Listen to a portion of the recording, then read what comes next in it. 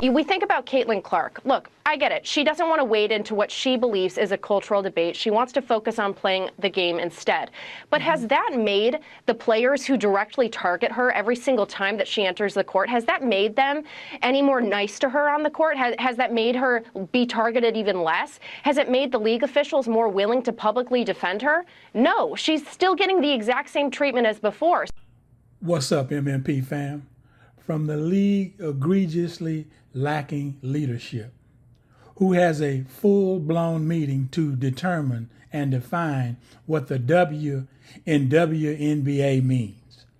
This is what you get when you deal with leadership. Hats off to Cathy Engelbert. No one can do it better than she has.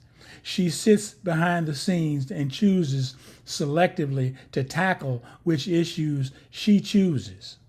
More importantly, she chooses issues that will not offend the people she's supposed to be watching over.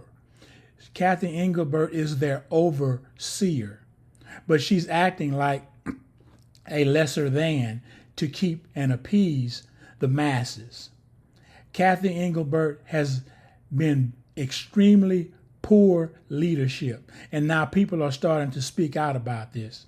Look at the debacle the WNBA draft has become with these men declaring for the draft. Yes, and that you heard me correctly. Men declaring for the draft. It is a joke. This league has been a joke. And what's even the loudest joke is they've been looking for this phantom boogeyman in Indiana called a racist. But they've been looking in the mirror the whole time. The only racists are the WNBA, its fans, its front office, and its referees and officials on the floor. They have been the biggest racists of all. Stop looking in the stands. Stop looking for comments from fans when you're in Indiana. Stop looking for a Fever jersey or a Fever fan on the road and looking for them to say something egregious. Nothing has been done about the fan in Seattle who literally spit on a Fever fan with no repercussions. And yet we see the league has taken action against a fan for throwing out a dildo onto the floor. Look at how quickly the league responds to the things they choose to respond to. And look at how they're totally inept and inactive to respond to the most relevant issues going on in the W today. Let's take a listen further. Right now. So we have the letter from the Alliance Defending Freedom Legal Counsel, Suzanne Beecher. This just went out in the last few minutes.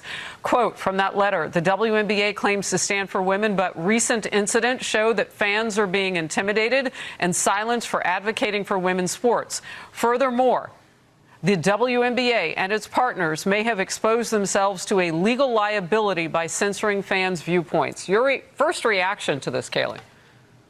Well, I think they're absolutely right. You know, to Sophie's point about the lack of leadership in the league right now, it really seems like leadership in the league, whether it's Engelbert or other officials involved, are too cowardly to take out their frustration with Sophie directly. So they're taking out their frustrations on her fans instead, whether that's making them cover up their XXXY shirts or making them take down posters in support of Sophie Cunningham at some of these games. It's completely inappropriate because theirs are the only viewpoints that are being silenced by the league right now. And, you know, I hope that the lesson that some of the other WNBA players or even female athletes in general take from this entire saga and from Sophie's example is that there's no point in trying to be neutral on this issue. We think about Caitlin Clark. Look, I get it. She doesn't want to wade into what she believes is a cultural debate. She wants to focus on playing the game instead. But has that made the players who directly target her every single time that she enters the court, has that made them any more nice to her on the court? Has that made her be targeted even less? Has it made the league officials more willing to publicly defend her? No, she's still getting the exact same treatment as before. So you might as well find the courage of conviction here and do the right thing. Yeah, and look, I know at Independent Women features your leadership, and I'm wondering if there are other women across the country and consortiums like that who are ready to come out and join Sophie Cunningham very publicly. Your last quick thought, we'll move forward. Yeah, I mean, female athletes are involved in this debate whether they want to be or not, because the central question is whether we as women have the right to our own distinct spaces in sports teams. So good for Sophie for speaking up, and I hope others will join her. And the irony of that, Kaylee, we were told for so long as a country, women in this country, including the right to vote, that we could only have our own. And there you have it, ladies and gentlemen. The fans have had it up to here with the foolishness from the WNBA. They're tired of the intimidation. They're tired of the tactics to try and silence their voices. They're only speaking out on the things that matter to them.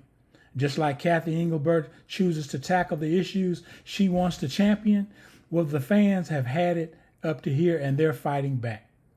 You're not going to silence fans at these games who are only trying to not only bring their children there for a good time at these games. They're trying to have a nice time at these games. They're bringing their families here. These are family-oriented events.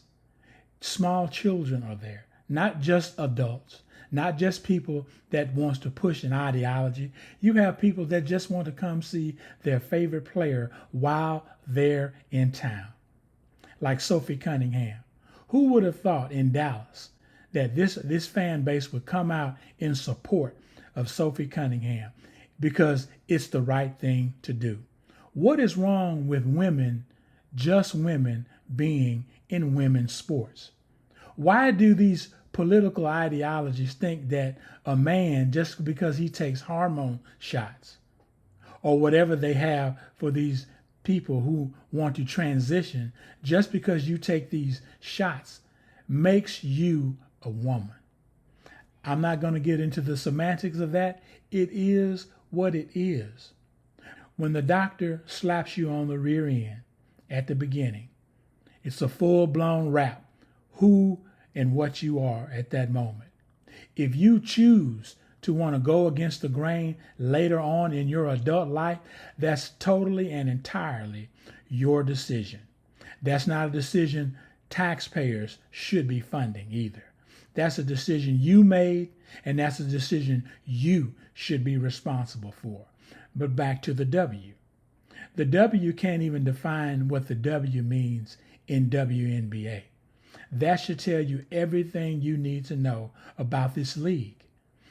The league of unseriousness. The league of everything they stand for but basketball.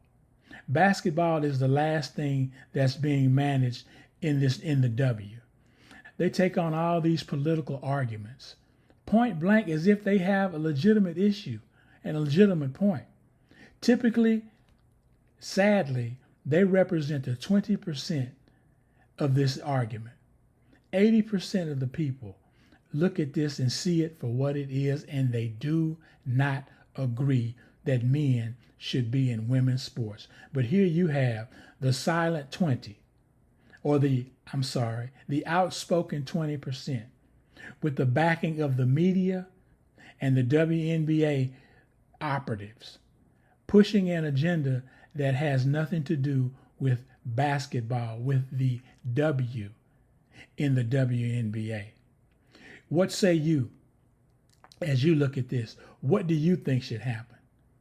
Has the league overstepped its boundaries? Have these people have a right to sue because they feel like their voices are being silenced at these arenas? Most of these arenas are paid by taxpayers' dollars, funded by taxpayers' dollars when they go into the building of these arenas. They're funded by taxpayers' dollars, so we have a right to be there just as much as anybody else. Cathy Engelbert, it's time to get off your keister and do your job. That's all I have for you right now. Like, comment, share, and subscribe. You all have a blessed day, Enjoy the game.